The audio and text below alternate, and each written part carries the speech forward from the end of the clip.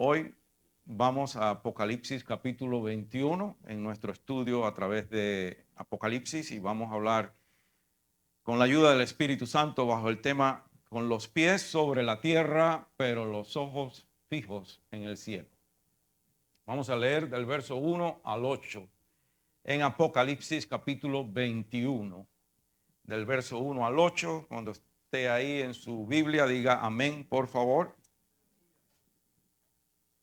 ¿Ya están ahí? Amén. Pues leemos en el nombre del Padre, del Hijo y del Espíritu Santo. Dice así la Escritura.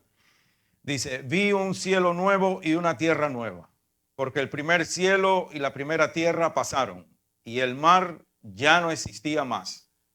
Y yo, Juan, vi la santa ciudad, la nueva Jerusalén, descender del cielo de Dios, dispuesta como una esposa ataviada para su marido. Y oí una gran voz del cielo que decía, he aquí el tabernáculo de Dios con los hombres, y él morará con ellos, y ellos serán su pueblo, y Dios mismo estará con ellos como su Dios. Enjugará Dios toda lágrima de los ojos de ellos, y ya no habrá muerte, ni habrá más llanto, ni clamor, ni dolor, porque las primeras cosas pasaron. Y el que estaba sentado en el trono dijo, he aquí yo hago nuevas todas las cosas. Y me dijo, escribe, porque estas palabras son fieles y verdaderas. Y me dijo, hecho está, yo soy el alfa y la omega, el principio y el fin. Al que tuviere sed, yo le daré gratuitamente de la fuente del agua de la vida. El que venciere heredará todas las cosas, y yo seré su Dios, y él será mi hijo. Pero los cobardes e incrédulos, los abominables y homicidas, los fornicarios y hechiceros, los idólatras y todos los mentirosos tendrán su parte en el lago que arde con fuego y azufre, que es la muerte segunda. Señor, te damos gracias por tu palabra. Te rogamos, Padre Santo, en esta hora, por medio de tu Espíritu Santo, ensanches nuestra mente, ilumines nuestro entendimiento y prepares nuestros corazones para atesorar tu palabra, para vivir gobernados por ella. Glorifícate y haz de nosotros, Padre, discípulos y discípulas que glorifiquen día a día el nombre glorioso de nuestro Señor Jesucristo. Te damos gracias, Señor, en el nombre de Jesús. Amén. Amén. Puede tomar asiento, amado hermano. Y también, aunque ya le hemos dado gracias a Dios por nuestro hermano Luis, pues saben que también estuvo ingresado, pero está ahí como con todos los hierros, como dicen de nuevo, echando para adelante y sirviendo al Señor. Qué bueno. Gracias a Dios por eso.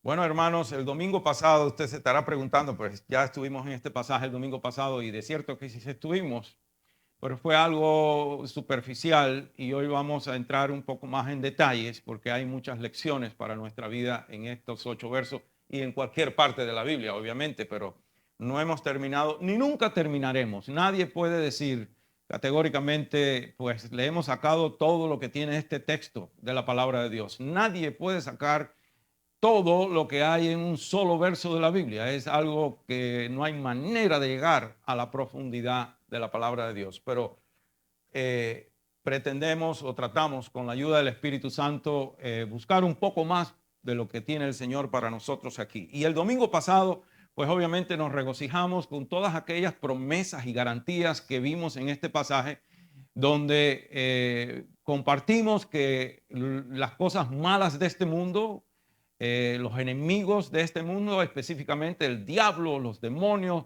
todo lo que nos acecha, todo lo que nos hace daño, todo lo que trae tristeza y dolor a nuestras vidas, no podrá seguirnos a nuestras moradas eternas, donde estaremos con el Señor Jesucristo para siempre. No podrán seguirnos allá, ni mucho menos hacernos daño, ¿cierto? ¿Se acuerda de eso? Pero hay algo muy importante que nosotros debemos saber, hermano, que cada uno de nosotros debe mantener claro en su mente y en su corazón, que para ir un día al cielo, para nosotros disfrutar un día de todas esas promesas, de todas esas bendiciones, de esa morada eterna que el Señor Jesucristo fue a preparar para nosotros. Para ir un día allá, usted y yo tenemos que primero caminar aquí con Jesús y vivir aquí para Jesús todos los días de nuestra vida. La palabra dice en Génesis capítulo 5:24, dice que caminó pues Enoc con Dios y desapareció porque le llevó Dios. De manera que es una gran lección para nosotros ese texto allá en Génesis. Desde el principio la palabra de Dios nos está instruyendo, indicando que para poder irnos con Dios tenemos que caminar con Dios. Y eso lo vamos a ver aquí también. Ahora, nuestra tendencia natural como seres humanos que somos, lo primero que decimos, pues Enoc vivió en aquella época, imagínese usted, antes del diluvio. Y debe haber sido fácil caminar con Dios en aquel tiempo. Pues yo quiero que usted sepa, en primer lugar, el libro de Eclesiastés dice, nunca digas que los tiempos de nuestros pasados fueron mejor que los nuestros, porque nunca hablarás con sabiduría. Es decir, si hablamos de esa manera, nunca hablaremos con sabiduría. Y nosotros a veces decimos, bueno, los tiempos de mis abuelos fueron mejores que esto. Pero es que nuestros abuelos tuvieron sus retos también, sus dificultades. Hermanos, desde que el hombre pecó, el diablo se apoderó de este mundo y hasta el propio Señor Jesucristo le llamó el príncipe de este mundo. El mundo vino a ser un lugar perverso, malo, maldecido, un lugar inhóspito, un lugar peligroso, máxime para nosotros los que ya somos de Cristo. Pero estamos en el hueco de la mano de Dios y el diablo no nos puede tocar, pero estamos viviendo en territorio enemigo.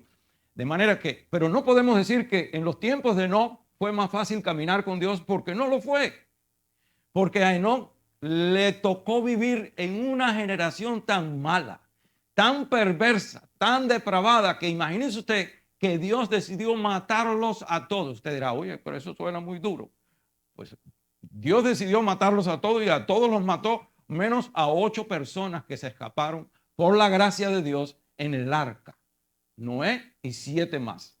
De manera que a Enoc le tocó vivir en una época, y ahora usted va a decir, pero usted acaba de decir que no se puede hablar de esa manera. Y yo le digo que es más difícil que la nuestra. Porque en la nuestra por lo menos tenemos mandamientos, preceptos en la palabra de Dios que de alguna manera nos timonean y nos rigen. Pero en la época de Enoc, después del pecado, en el huerto del Edén hay una dispensación, hay un tiempo, y eso lo visitamos, eso lo compartimos cuando a través de este estudio de Apocalipsis, cuando vimos que Dios, antes de entrar en el reino milenial, vimos que Dios en esa época dijo, sí, el hombre pues pecó, y el pecado original del hombre, realmente el pecado en esencia fue una mentira del diablo. El hombre creyó que era posible vivir independientemente de Dios. El hombre dijo, yo voy a vivir independientemente de Dios. Y Dios dijo, ¿tú vas a vivir independientemente de mí? Pues ahí tienes. Vive en independencia total de mí. Y vemos que Dios no dio un solo mandamiento a aquella generación, ni uno solo. Antes del pecado, en el huerto del Edén, Dios dio un solo mandamiento. De todo puedes tocar, comer, pero de ese árbol no. El hombre lo violó.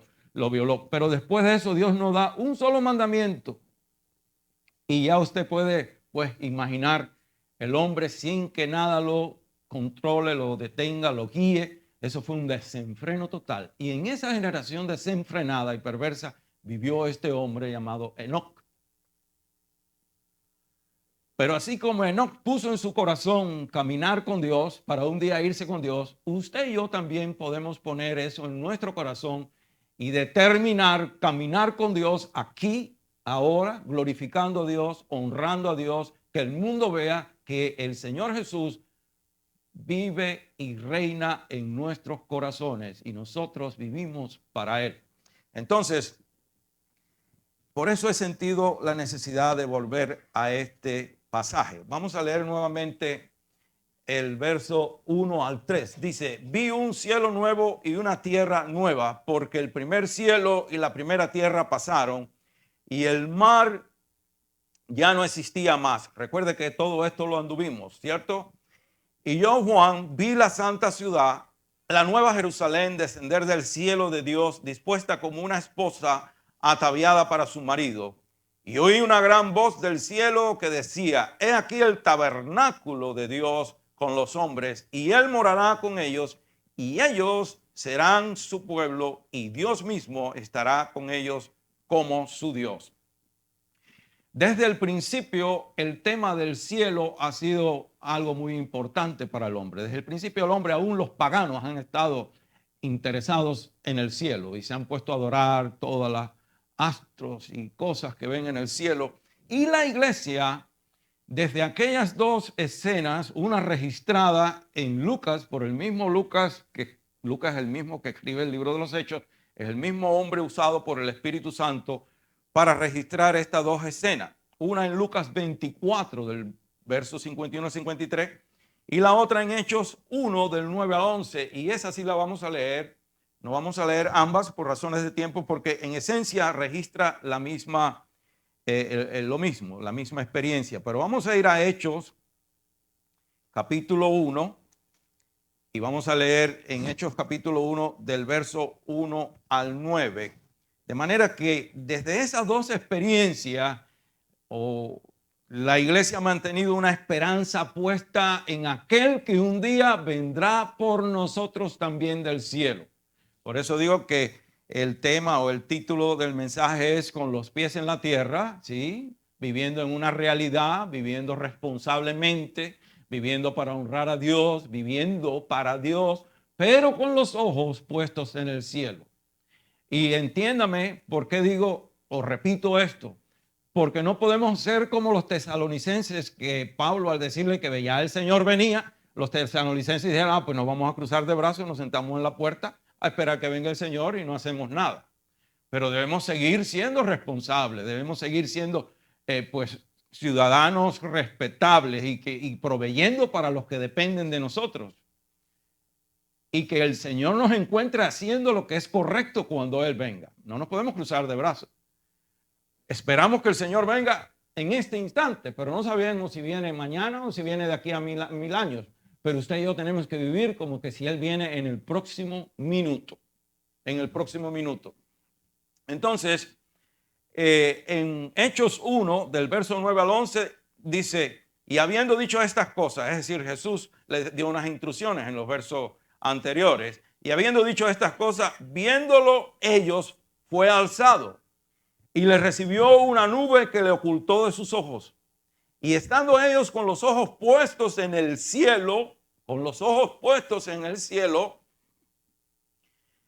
entre tanto que él se iba, he aquí se pusieron junto a ellos dos varones con vestiduras blancas. Eso indica que eran ángeles, los cuales también les dijeron, varones galileos, ¿por qué estáis mirando al cielo? Este mismo Jesús que ha sido tomado de vosotros al cielo, así vendrá como le habéis visto ir al cielo. Entonces, desde aquel tiempo, la iglesia, la verdadera iglesia, no los que se identifican como iglesia de Cristo, sino los que viven como verdaderos hijos de Dios e hijas de Dios, siervos y siervas de Cristo, mantenemos nuestros pies en la tierra, nuestra realidad clara de que estamos aquí, y mientras estemos aquí tenemos que ser útiles para el reino de los cielos, pero nuestra esperanza está en el cielo. Nuestra esperanza tiene que estar en el cielo. Y estoy seguro, hermanos, que nuestros hermanos que viven en otros países, que no tienen, ¿cómo se llama? Que no viven en el confort que usted y yo tenemos, aunque somos pobres, pero cualquier pobre en Estados Unidos vive como mejor que un millonario en cualquier otra parte del tercer mundo. Eso no es secreto. Y aquellos hermanos nuestros que viven en otros países donde no tienen los medios que tenemos nosotros, estoy seguro que ellos anhelan más ese reino de los cielos que nosotros mismos. Hay una anticipación por las cosas del cielo. Y la palabra de Dios, hermano, se refiere al cielo 550 veces. La palabra de Dios, en toda la palabra de Dios, hay unas 550 referencias al cielo. Y el libro de Apocalipsis específicamente se refiere al cielo 54 veces. Esto transmite la idea o nos hace entender que el cielo es algo muy importante en la palabra de Dios. Ocupa un lugar muy importante en la palabra de Dios. Y hay dos palabras. Yo no voy ni a decir una ni la otra, ni la en hebreo ni la en griego. No voy a estar con el cuento porque ni hablo griego ni hebreo, mucho menos. Pero hay dos palabras, una tanto en el griego como en el hebreo, de las cuales se traduce la palabra cielo. Lo interesante es que ambas literalmente significa aquello que es lo más alto, lo más elevado, lo más allá, por encima, eminentemente sobre todas las cosas. El cielo está hablando de la preeminencia de todo, sobre todas las cosas. El cielo, la morada eterna de Dios. Ahora bien, eso es lo que estamos hablando. Cuando hablamos de cielo, me estoy refiriendo a la morada eterna de Dios. Porque ese cielo que está hablando la Biblia no es el mismo que cuando usted mira hacia arriba. Cuando nosotros miramos hacia arriba, ese no es el cielo que habla la Biblia. Porque hay tres, vamos a decir para poderlo entender mejor, hay tres cielos. El primero es la atmósfera terrestre. Cuando usted mira para arriba es la atmósfera terrestre. Esto que vemos ahí, las nubes, y si está despejado, esa bóveda azul inmensa. Después que sale de la atmósfera terrestre, viene lo que se conoce como el espacio interplanetario. Y por encima de todo eso, entonces está la morada eterna de Dios. Y para tener una idea, para ponerlo en perspectiva, una idea así vaga de cuán alto está la morada de Dios, pongámoslo así, que la luna, que es lo más cerca que tenemos de la Tierra, aproximadamente está a 238,000 millas de distancia. Pero no es exacta porque la luna pues rota alrededor o se traslada alrededor de la Tierra en una órbita que no es redonda, y unas veces la luna está más largo o más distante de la Tierra que otras. Vamos a ponerla ahí porque no vamos a perder la salvación, porque a uno diga, no, la luna está a 211 y otro a 238. Unas veces está a 211,000 y otras a 238,000 millas aproximadamente. Si usted pudiera caminar 24 millas diarias sin perder un pestañazo, 24 millas diarias por 27 años consecutivos, usted caminaría en 27 años, caminando 24 millas diarias, usted caminaría la distancia que hay de aquí a la luna. Póngalo de esa manera. Ahora, si usted se monta en un aparato, en la camioneta del hermano Rito, y la prepara que corra a la velocidad de la luz, y la velocidad de la luz o la luz se desplaza a 186,000 millas por segundo. 186,000 por segundo. Usted se pone de aquí a la luna en la camioneta del hermano Rito en 1 segundo y medio. Ahora, a la velocidad de la luna, y esto no es broma, hermano, de la luz. Gracias, hermana. A la velocidad de la luz, usted desplazándose a la velocidad de la luz para llegar a la estrella que más cerca está de este sol, del sistema solar nuestro, del sol. Es una estrella que se llama Alpha Centauri. Y esa estrella está a 25 trillones de millas. A usted le tomaría 4.4 años a la velocidad de la luz. Y cuando usted llega a esa estrella, según los físicos, los matemáticos, los astrónomos, la gente que de verdad estudia esto, porque a nosotros nos saldría el humo por las orejas, pero cuando usted llegue a esa estrella, dicen que en esta galaxia a la que pertenece nuestro sistema solar, o en la que está nuestro sistema solar, esta galaxia que se llama la Vía Láctea, hay posiblemente 200 billones de estrellas. más. Y para usted atravesar esta galaxia de un extremo al otro, le tomaría a la velocidad de la luz, es decir, a 186,000 millas por segundo, le tomaría 100,000 años. Y cuando usted llega al otro extremo, dicen que puede haber hasta 20 millones de galaxias o 20 billones de galaxias más. De manera que cuando la palabra de Dios dice que el cielo es lo más alto, el cielo, la morada de Dios, es lo más alto que hay por ahí para arriba. Ahora no se preocupe usted, porque esa morada eterna de Dios está en una dimensión diferente a la de este universo creado.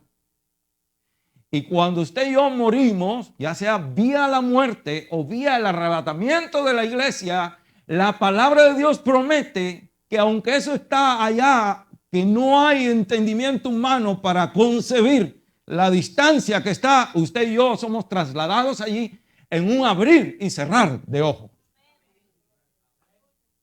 Por eso la NASA nunca entrará allá, ni ningún sistema espacial de los más avanzados del mundo entrará allá, ni el diablo ni sus demonios podrán entrar allá nunca, porque ya fueron echados de allá una vez.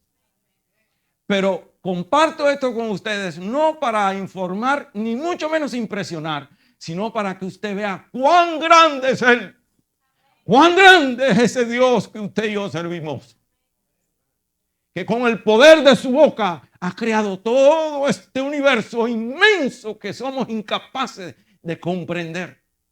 Las maravillas de Dios.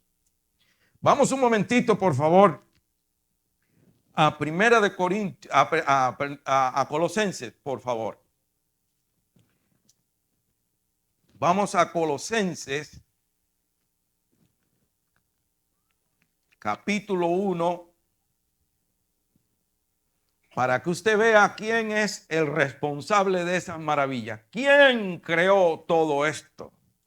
¿Y quién sostiene todo eso en su lugar? ¿Se imagina usted si nos podemos a pensar solamente el sistema solar donde está la Tierra, que está compuesto por unos 8 planetas diferentes? Y giramos cada uno en su órbita alrededor de ese sol, y a la misma vez este sistema solar va girando en esta galaxia, qué sé yo de qué manera, y no choca a nadie, no choca, ni siquiera los grandes asteroides que son unas rocas inmensas, bueno, que si vienen para acá y uno de ellos choca con la Tierra, se acabó, como decían en Cuba, se acabó candanga, ahí no quedó nada. Pero ¿quién sostiene todo eso en el espacio? ¿Quién mantiene ese reloj perfecto que ni se adelanta ni se atrasa? ¿Quién? El Señor Jesucristo. Vamos primero a Juan, por favor. Vamos primero al Evangelio de Juan y el capítulo 1, porque quiero leer ambas citas para que en nuestro corazón no quede duda. Dice Juan capítulo 1, verso 1 al 3, dice: en el principio era el verbo, y el verbo era con Dios, y el verbo era Dios. Este era en el principio con Dios.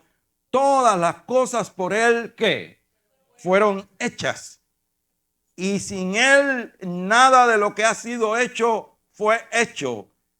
Y sin él nada de lo que ha sido hecho fue hecho. Y ahora vamos a Colosenses 1, verso 15 al 20. Y dice, Él, es decir, refiriéndose al Señor Jesucristo, es la imagen del Dios invisible, el primogénito de toda creación. Vamos a hacer una pausa ahí, aunque sacrifique un poquito de tiempo, porque los testigos de Jehová se agarran de eso para decir que Él fue creado, de que Él es el primogénito entre los hijos de Dios. Y hay 2 aplicaciones de la palabra primogénito en el idioma griego. Una, pues obviamente se puede aplicar en el orden cronológico de nacimiento de la persona, el primer hijo, el segundo, entonces el primogénito, obviamente.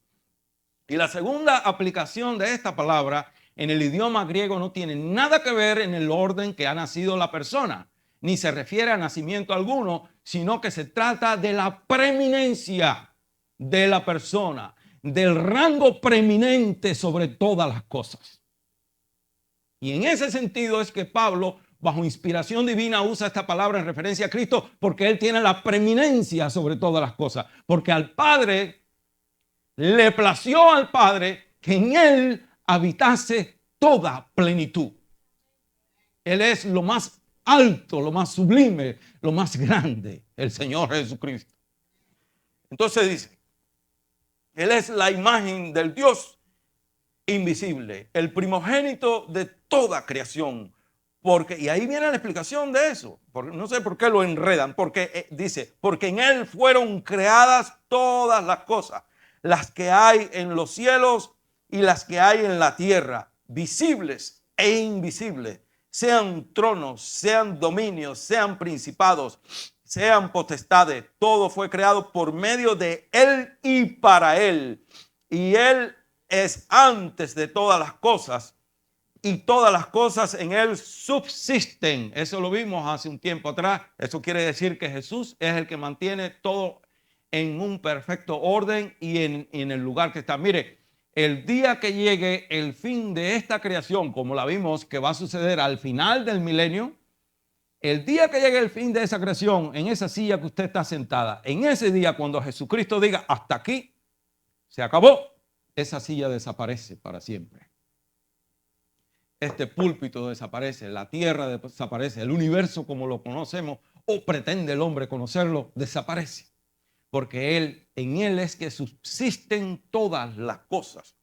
Hermanos, dice, todas las cosas en Él subsisten. Es Él el que mantiene todo funcionando a la perfección. Y Él es la cabeza del cuerpo que es la iglesia. Él que es el principio, el primogénito de entre los muertos, para que en todo tenga la preeminencia.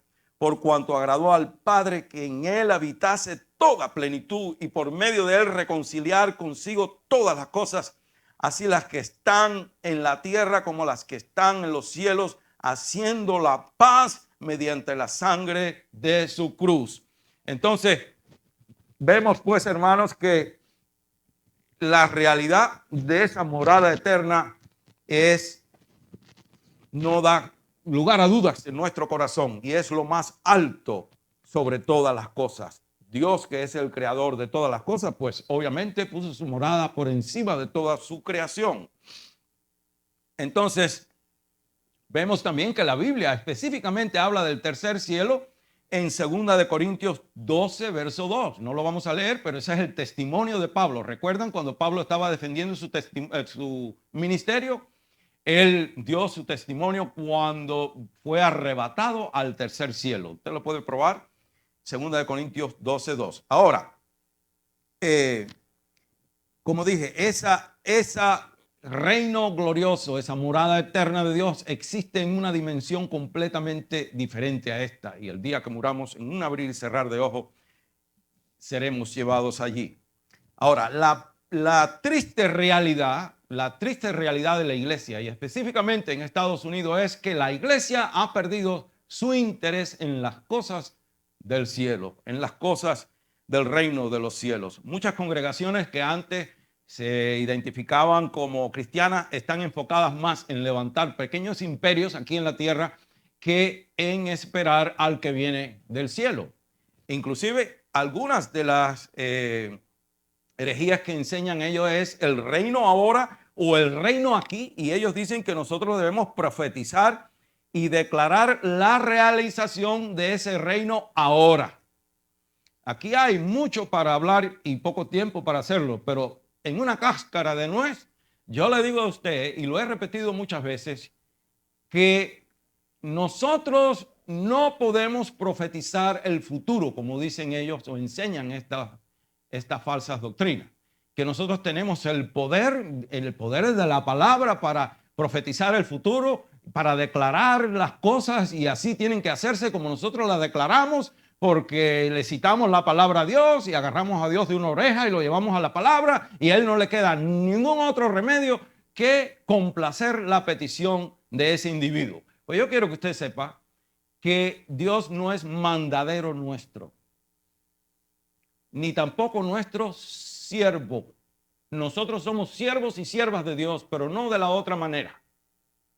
Y el día que el hombre pueda profetizar su futuro Y el día que el hombre pueda declarar las cosas y las cosas tienen que hacerse, entonces ¿dónde queda la soberanía de Dios? Y el hombre siempre está sujeto a cometer errores, porque nosotros sí somos falibles, nosotros cometemos errores. El único infalible, el único que jamás se equivoca, el único que conoce el fin antes del principio es Dios. Pero yo no puedo estar profetizando el futuro, porque a lo mejor el futuro que yo voy a profetizar no sirve y no está de acuerdo con el plan eterno y perfecto de Dios.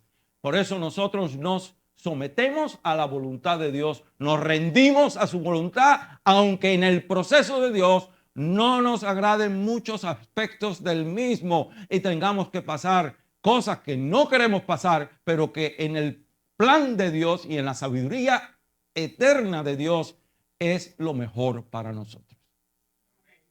El Señor Jesucristo le dijo a sus discípulos: lo que no entiendan ahora, lo entenderán después. Y lo que nosotros no entendemos ahora, lo entenderemos después. Lo importante es que perseveremos, que caminemos en Él, que permanezcamos en Cristo. No importa las consecuencias, permanecer en Él, siempre. Entonces, esta gente dice, bueno, a declarar y a profetizar que el reino aquí y el reino ahora. Bueno, pues el reino no es aquí ni es ahora. Porque después de este tiempo de la iglesia viene la gran tribulación, después viene el reino milenial, si es a eso lo que se refieren, y después viene el fin. Y entonces Dios, según el verso 1 de este capítulo, creará cielos nuevos y tierra nueva. Y esa que la vamos a ver dentro de qué sé yo cuántos domingos, entraremos a ver ya la nueva Jerusalén que desciende desde la morada eterna de Dios, donde siempre ha estado, no hecha por mano de hombre, desciende a la nueva tierra y al nuevo cielo hecho por Dios. No a esta creación, sino a la nueva. Entonces, el problema es, hermano, que la cultura mundana ha corrompido en gran parte a la iglesia. No a toda la iglesia, porque toda la iglesia jamás será completamente corrompida. Dios siempre tiene una minoría y ojalá que nosotros nos mantengamos formando parte de esa minoría fiel a Dios, fiel a la palabra de Dios. Pero la cultura mundana, con su afán por los deleites engañosos de este mundo, ha ido corrompiendo y penetrando la iglesia al extremo que la iglesia en su mayoría ya no piensa ni siquiera en las cosas del cielo. Y los efectos son tan dañinos, hermanos, que he escuchado inclusive a algunos hermanos o algunos individuos que se identifican como cristianos decir, yo lo he escuchado con estos oídos, decir, ay, ojalá que el Señor no venga todavía para ver si disfrutamos un poquito más. Disfrutamos la vida un poquito más. ¿Usted cree que fuera de Cristo se pueda disfrutar algo? Cuando Él es la vida. Él es la vida. Él es el autor, dador y sostenedor de la vida. Entonces, que no venga el Señor para disfrutar un poquito más. Si eso no es ya si eso no manifiesta los efectos contaminantes del mundo y de la carne en ese individuo, tendríamos que redefinir los términos entonces, porque eso es un ejemplo claro de alguien ya mundano y carnal. Que Jesús no venga por la iglesia cuando el mandamiento al final de Apocalipsis es ven, Señor, ven. La iglesia ha sido instruida por la palabra de Dios desde entonces a orar para que el Señor venga lo más pronto posible. ¿Cómo vamos a decir que no venga todavía? Que venga ya, hermano. Y si usted no está listo, hoy es el día de alistarnos. Hoy es el día de poner las cuentas claras con Dios y decir, ven, sí, Señor, por supuesto que sí. Ven ya. Entonces, hermano, el problema es que si nosotros comparando las riquezas celestiales, esto de aquí abajo es basura. Y dije al principio que mientras estemos aquí, Dios espera que usted y yo seamos hombres y mujeres responsables, que trabajemos con nuestras propias manos para que tengamos para nosotros e inclusive bendecir a otra gente más, si ese fuera el caso. Que seamos responsables, que seamos sabios administradores de lo que Dios pone en nuestras manos. Y sí, y cuando hay la oportunidad de disfrutar en Cristo las cosas que Él mismo nos provee, disfrutémoslas pero siempre convencidos de que esto aquí es basura comparado con lo que Dios tiene para nosotros allá. Y que todo lo que existe bajo el sol, hermano, si usted lee el libro de Eclesiastés, todo lo que existe bajo el sol puede ser resumido en una sola frase. En una sola frase: vanidad de vanidades y un correr tras el viento. Y si usted le presta atención al libro de... He escuchado cristianos decir, yo no leo el libro de Eclesiastés porque es deprimente. No, el libro de Eclesiastés no es deprimente. Lo que usted tiene que entender que se repite como 28 veces la misma frase: bajo el sol, bajo el sol, bajo el sol. ¿Qué está diciendo? Y los hijos de los hombres. Hay una gran diferencia entre los hijos de los hombres y los hijos de Dios. Y hay una gran diferencia entre los moradores de la tierra que están bajo el sol, pero el reino de Dios está por encima de todo eso. Lo acabamos de ver.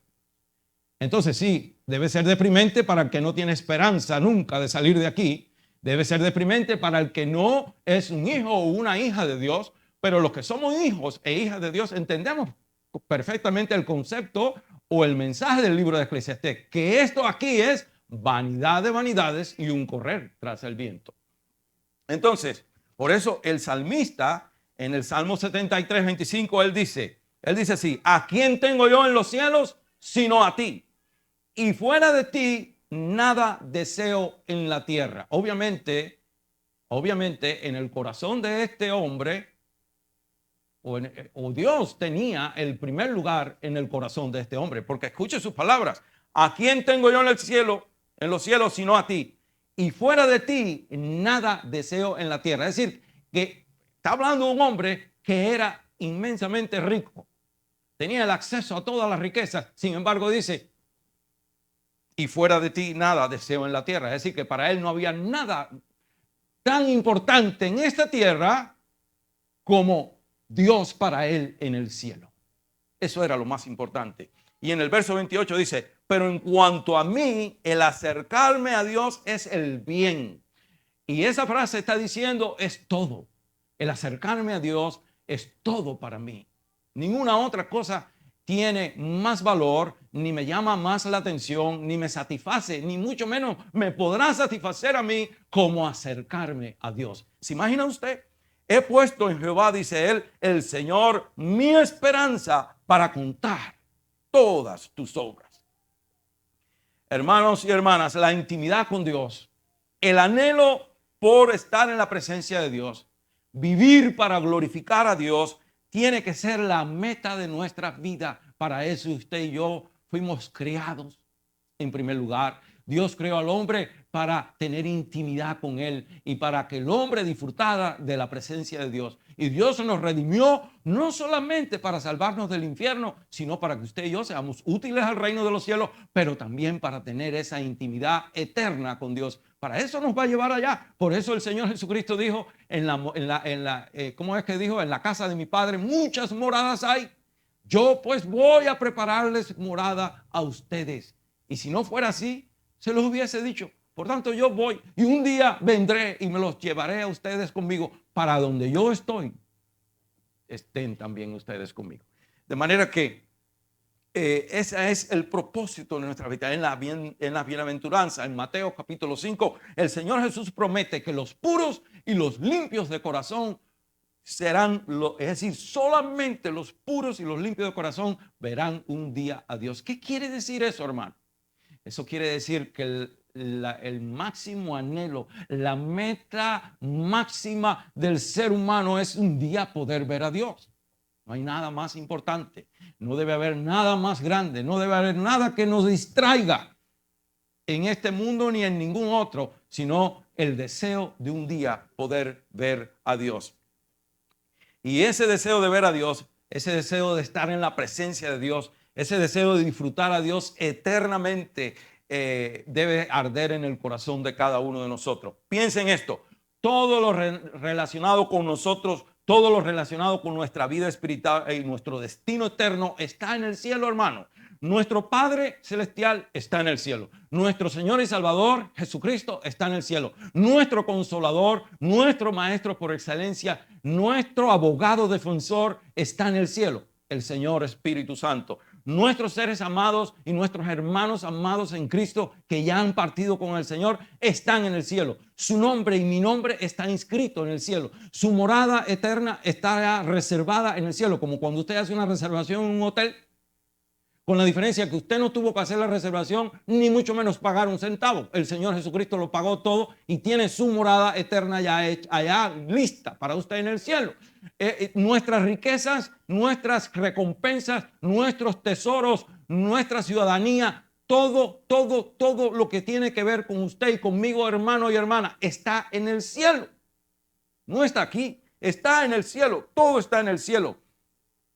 Preste atención a las palabras del apóstol Pablo a los filipenses y a nosotros también. En Filipenses capítulo 3, verso 20 dice: mas nuestra ciudadanía está en los cielos, de donde también esperamos. ¿De dónde esperamos al Salvador? De los cielos. Por eso nuestros pies están aquí en la tierra, viviendo responsablemente, pero convencidos que mi máxima aspiración, mi mayor deseo, depende del que viene por mí en cualquier momento del cielo.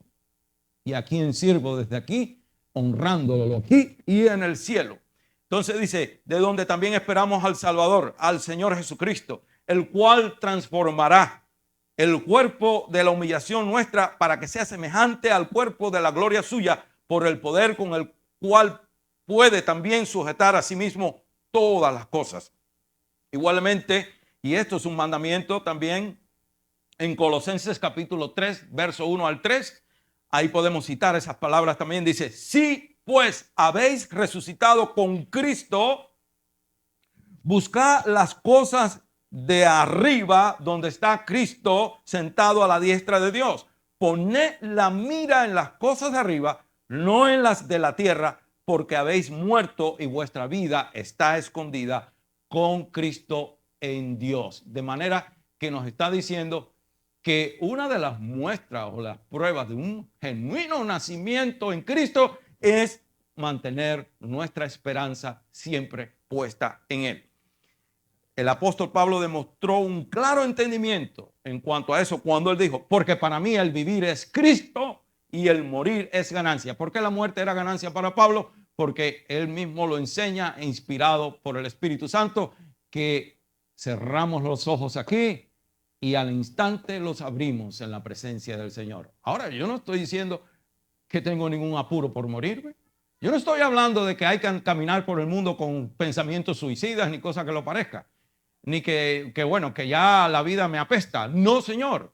Yo voy a ser responsable, voy a caminar sirviendo a Cristo, voy a ser responsable para los que dependen de uno, nuestros hijos, nuestros nietos, el que sea, pero siempre con la mira de que en cualquier momento Dios me puede llamar a su presencia o puede sonar la trompeta. En cualquier manera voy para donde está mi Señor, porque es el mayor anhelo de cada uno de nosotros. Mire si la gracia de Dios no es maravillosa, que en el momento que el hombre pecó, los echó del huerto e impidió que volvieran a entrar ahí, no fuera que entonces comieran del árbol de la vida y vivieran eternamente en pecado. A veces la gente dice, ay, Dios fue muy duro. No, nos salvó de que se perpetuara entonces nuestra vida en esta tierra. Eso sería un tormento eterno vivir nosotros aquí. ¿Usted quiere vivir aquí toda la vida? Es horrible. Y el mundo cada día se pone peor. Entonces nosotros tenemos nuestra mente puesta allá arriba. Si usted es cristiano, no cristino, porque cristinos hay por montones, pero si usted es cristiano, usted debe anhelar el cielo. Usted debe tener esa pasión de un día estar en la presencia de Dios. La prioridad de su corazón debe ser el amor a Dios. Amor a Dios. Si en realidad Dios es el objeto supremo de nuestro amor y afecto, si en verdad le amamos con todo nuestro corazón, si en verdad le amamos con toda nuestra mente, si en realidad le amamos con toda nuestra alma, Dios tiene que tener el primer lugar en nuestro corazón y las cosas de Dios deben ser la prioridad también de nuestra vida. Nuestro anhelo tienen que ser las cosas de Dios. Y eso no me lo invento yo. Eso sale del primer y gran mandamiento y está en Mateo 22:37. Ese es el primer mandamiento que dice: amarás pues a Jehová tu Dios con todo tu corazón, con toda tu mente, con toda tu alma. Si Él es realidad, en realidad es lo primero en nuestras vidas, pues esto tiene que ser la pasión de nuestras vidas. La prioridad de nuestras vidas tiene que resultar en eso para nosotros. Y es bueno que nosotros mantengamos esa pasión por las cosas de Dios, por las cosas del reino de los cielos. En primera de Juan 3, del 1 al 3, note ahí, y tengo que apurarme un poco. Dice: mirad cuál amor nos ha dado el Padre para que seamos llamados hijos de Dios. Por esto el mundo no nos conoce, porque no le conoció a Él. Amados, ahora somos hijos de Dios y aún no se ha manifestado lo que hemos de ser. Pero sabemos que cuando Él se manifieste, seremos semejantes a Él, porque le veremos tal como Él es. Usted sabe que ahora no podemos ver a Dios como Él es porque morimos. No estamos todavía en cuerpos glorificados. Pero eso es una de las expresiones de la gracia y del amor de Dios por nosotros, que un día, en un abrir y cerrar de ojos, esto corruptible será absorbido por lo incorruptible. Es decir, este cuerpo corrupto, este cuerpo que se pudre y se lo comen los gusanos, será transformado, será cambiado por un cuerpo glorificado. Usted sabe que yo, con el permiso de mi esposa, voy a hacer un cuento. Mi suegro me lo hacía y en estos días mi cuñado me estuvo hablando de eso. Porque es una realidad que nosotros nos comen los gusanos si no nos creman. Y el abuelo de mi esposa, la pastora, el papá de mi suegro, decía que él no le tenía miedo a la muerte ni nada de eso, pero lo que a él, lo más que le perturbaba era pensar que en la caja iba a estar en ese caldo, dice. Él decía: voy a estar en ese caldo. Y dio órdenes que cuando lo pusieran en la caja, antes de enterrarlo, le hicieran los huecos a la caja para cuando se reviente la sangre y la sangre aguachenta esa y todo eso se fuera por el fondo de la caja para la tierra. Y en el día del entierro, mi suegro y otros más, con unos taladros, porque en ese tiempo no había los eléctricos esos, hicieron huecos al ataúd para complacer esa petición del hombre, del abuelo de mi esposa. Entonces, este cuerpo no puede ver a Dios, pero cuando recibamos un cuerpo glorificado, le veremos tal como Él es, dice la Escritura. Y escuche esta última parte, este verso 3. Y todo aquel que tiene esta esperanza en Él, es decir, la esperanza de vivir eternamente en la presencia de Dios, y todo aquel que tiene esta esperanza en Él se purifica a sí mismo, así como Él es puro. Nuestra esperanza en el cielo, hermano, nuestro anhelo por el cielo revigoriza nuestra fe, nuestra fidelidad, nuestro amor por el Señor Jesucristo, e inclusive nos ayuda a santificarnos pensando, ¿por qué? Pensando en ese temor reverente que en cualquier momento o nos puede llamar el Señor a su presencia vía la muerte, o puede sonar la trompeta y yo quiero estar listo cuando eso llegue, porque no hay tiempo, hermano, para prepararse para luego. No sé si ustedes han oído mentar a John Bunyan. Él es el autor del libro El progreso del peregrino. El progreso del peregrino. Y este hombre entendió que una mente enfocada en el cielo es el resultado de una vida transformada y una vida que está lista para ir a morar al cielo en cualquier momento. Porque un verdadero anhelo por las cosas del cielo, hermano, entre muchas cosas, prueba un genuino nacimiento, un genuino y nuevo nacimiento en Cristo Jesús. Es decir, que hay una genuina salvación. Cuando somos verdaderamente salvos, anhelamos pues las cosas del cielo y un día estar para siempre con el Señor en el cielo. Y bueno, eso es una gran realidad. Entonces, el problema, otra de las áreas interesantes y beneficiosas de tener esa actitud, ese fuego en nuestro corazón, es en el área de servicio. Cuando nosotros estamos enfocados en las cosas del reino de los cielos, nosotros estamos enfocados en un día estar eternamente en la presencia de Dios, eso nos ayuda y nos motiva al servicio también. Los cristianos, hermanos, que hacen poco o nada, los cristianos que hacen el mínimo esfuerzo por servir al Señor Jesucristo, aquí abajo demuestran su poco interés en las cosas eternas. ¿Y por qué? ¿Por qué sucede esto? ¿Por qué muchos cristianos trabajan a brazo partido en las cosas terrenales, pero no en las cosas que glorifican al Señor Jesucristo, en los ministerios de la iglesia, en lo que sea? ¿Por qué? Bueno, porque han sido engañados y creen la mentira de que los beneficios o los logros materiales, temporales de este mundo son superiores, las recompensas de este mundo son superiores a las recompensas eternas que Cristo tiene para nosotros. Y eso es una gran mentira del diablo. De manera que un sincero anhelo por las cosas eternas de nuestro Señor Jesucristo mantendrá el fuego del servicio ardiendo en su corazón. Cuando usted anhela las cosas de Cristo, cuando Cristo tiene el primer lugar para usted y usted pone su mirada en ese cielo, en la morada eterna de Dios, que un día vamos a estar eternamente con Él allá, usted se envuelve más y trabaja más para Cristo.